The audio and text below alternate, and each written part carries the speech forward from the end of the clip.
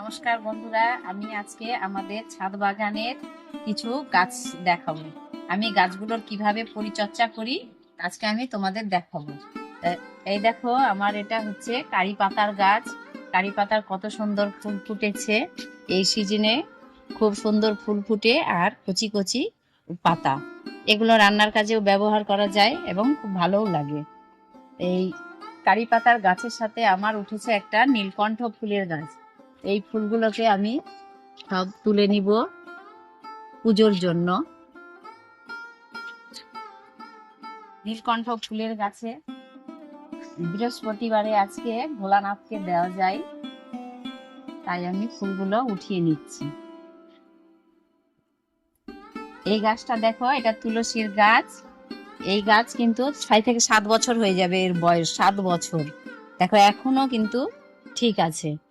এটাকে প্রতিদিন জল দিতে হয়, তবে গাছটা তাজা হয়ে আছে। এই দেখো আমার তারা ফুলের গাছ। সব আমার ছাদ বাগানে পঞ্চ ফুল পাওয়াই যায় প্রতিদিন।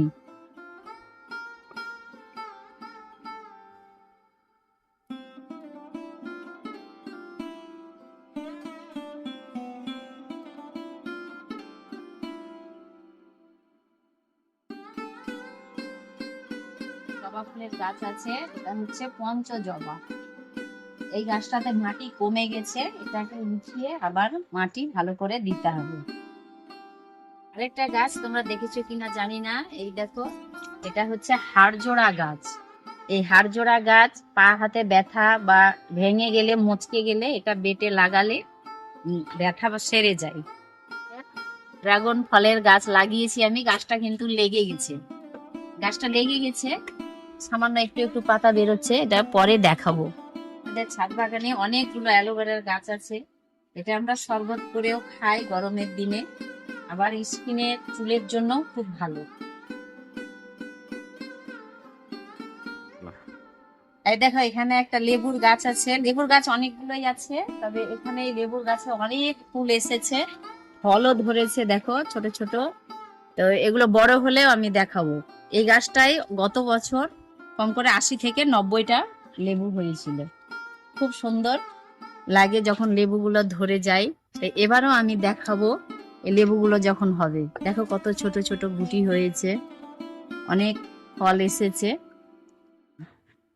তুলসী ধান গাছটা এটাতে নাই, শুকিয়ে গেছে, তো আমি উঠিয়ে জলে ফেলে দিয়েছি। এটা লাগাবো ছোট গাছ পেলে।